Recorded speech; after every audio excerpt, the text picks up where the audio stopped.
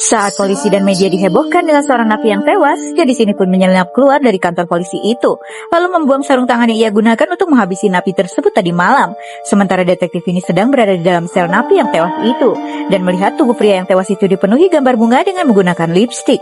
Dan sepertinya pria ini pun menyadari jika sosok yang menembak pria bernama Rizzo itu telah masuk melalui lubang udara.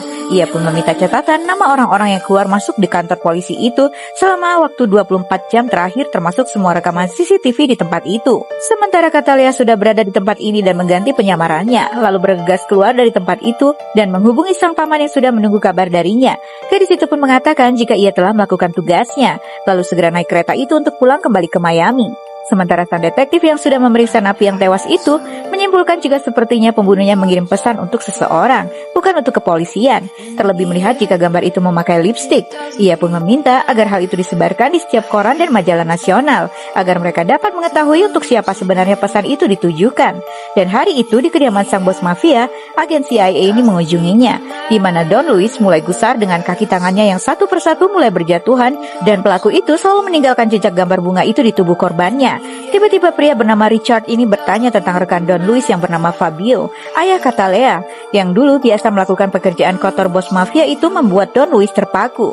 Di mana pria itu meminta agar Don Luis segera membereskan kekacauan itu agar tak meluas kemana-mana, karena jika tidak, maka persekongkolannya dengan oknum agen CIA itu akan terbongkar. Lalu bergegas pergi meninggalkannya. Don Luis yang meradang pun mulai menyadari jika pelaku pembunuhan kaki tangannya itu tak lain adalah keluarga mantan rekannya Fabio, lalu memerintahkan Marco sang tangan kanan untuk menghabisi semua keluarganya.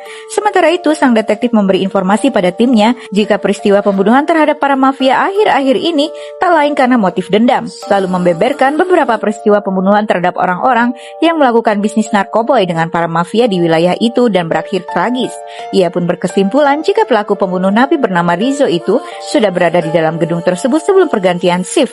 Ia pun memerintahkan untuk segera mencari daftar nama orang-orang yang keluar masuk di kantor polisi itu sebelum pukul 1.55 siang sebagai target mereka, termasuk catatan rinci tentang 10 tahun terakhir kehidupan orang-orang tersebut. Ia benar-benar ingin segera menangkap pelaku itu sebelum ia kembali beraksi.